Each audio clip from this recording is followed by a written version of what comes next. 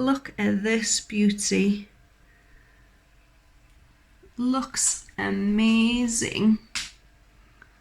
Wow. Beautiful.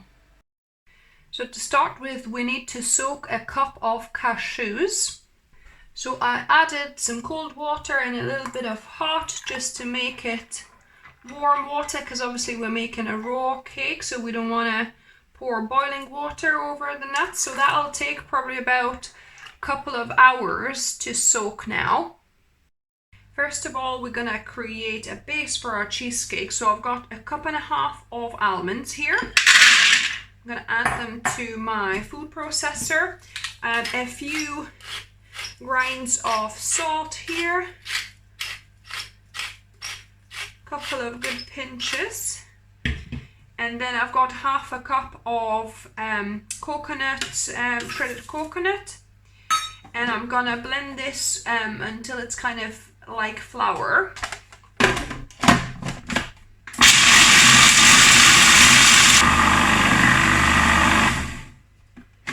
So it took 30 seconds.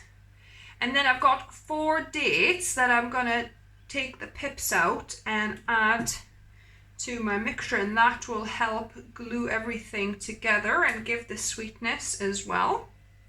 And I'm going to process it now until it starts becoming a uniform ball.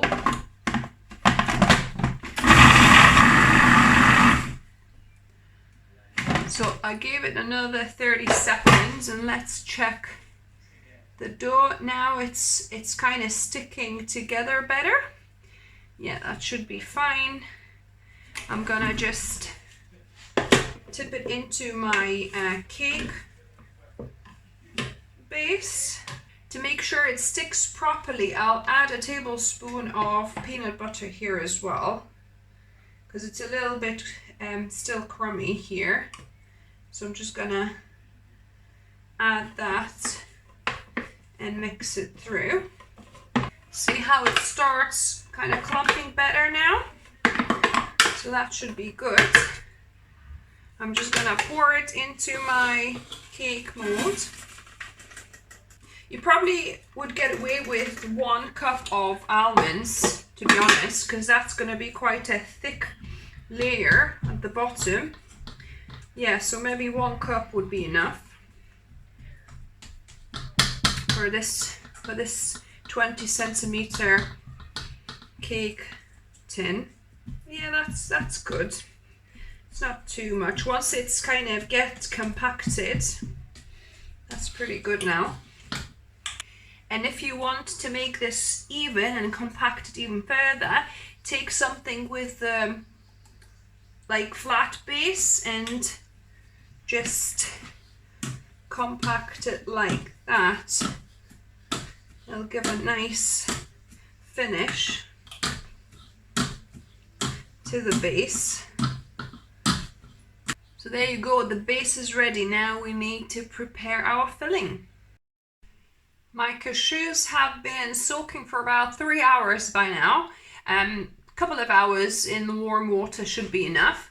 So I'm gonna drain them, and I'm gonna add them to a powerful blender. So you need quite a good blender for this to make it really nice and creamy. So next, here I've got mango pulp. So I need about 1 cup of that.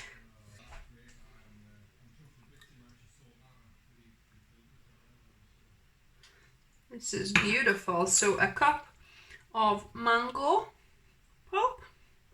You could do this with fresh mangoes as well.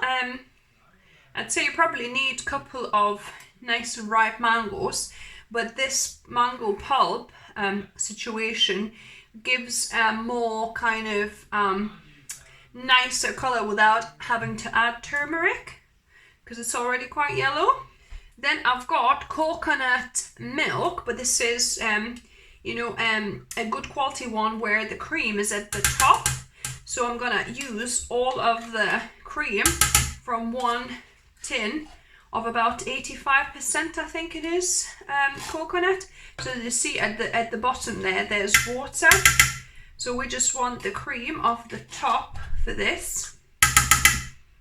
then I'm gonna add the zest of about half of lemon. So obviously use organic non-waxed lemons for this. So that zest kind of just gives it a little bit of a pick-me-up flavor there. Just, I think it's a nice addition to this cheesecake. And because cheesecakes are normally slightly tart, I'm going to use about 2 tablespoons or half of lemon juice in here. I need to get a different lemon squeezer because this one is slightly flaking off. I want to make sure I don't get any metal or paint flakes into my cheesecake here. So there you go. So this is now, you could put a little bit of salt actually, just for intensifying the flavor. So I'll put a few grains of salt here. And then I'm gonna blend this until smooth. Oh, and I nearly forgot some extra bit of sweetness. So this is 1/3 of a cup of maple syrup. So 1/4 to 1/3 of a cup of maple syrup. So I'm gonna just add maybe a 1/4 cup first, and we'll see if we need any more. Yeah, now blending until smooth. So I've just taste tested this, and in my opinion it needs a little bit more sourness, and I'll add that little bit of extra maple syrup. So 1/3 of a cup of a maple syrup and juice from pretty much 1 lemon it's gonna be.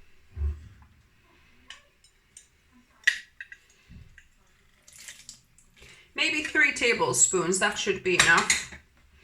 And then I'm gonna continue blending. Oh, I think I forgot to film how I was pouring this mango cream onto the base. So I've just blended it and just poured it over. And we need to just even it out, shake it out. We want a smooth top, smooth surface. So this is looking nice now. So I'm gonna put this in the freezer for at least a couple of hours, or you could leave it even overnight. So my cake has been freezing for about 1.5 hours or so. So I've just opened it a bit like that, and I'm gonna decorate it with this papaya pieces all along the outside. Actually, I should have probably done it while it was a little bit softer still, so that it kind of sinks in slightly. But hopefully when it's kind of starts thawing, these will sink in a little bit. So yeah, I'm just gonna add those papaya pieces like little jewels onto the edge of the cake to decorate it. You could put different kind of fruits you like. I think dried fruit is a good idea because then it's not gonna seep out water. Because if you put fresh fruit, you would probably need to eat it there and then. But if you put dried fruit, then it's not going to get watery on you. Beautiful. So my cake is decorated. I'll stick it back into the freezer, and then I'll take it out about half an hour or so before we're ready to slice it and try it. So I took the edge off. Look at this beauty. Looks amazing. Wow. Beautiful. So, and the taste testing is done by the birthday girl Sandra today. Well, this is absolutely delicious. It's just very mangoey, and I love mangoes. Yeah. And then I love the contrast of that with the base, the lovely base. Yeah. It's just all together. It's just an absolute mouthful of deliciousness. It's beautiful. Yeah. Well And done. yeah, thank you. And somebody said it's like almost tastes like ice cream as well because Yes, it's cold, isn't yes, it? It is. It is very ice cream like, yes. Yeah. It's Perfect that on a cold. day like this. Absolutely, honestly, 10 out of 10. It is gorgeous. Thank you so much, especially your birthday cake as well. Oh, thank you. you. Thank Thanks, you, thank you. Sandra. Gorgeous.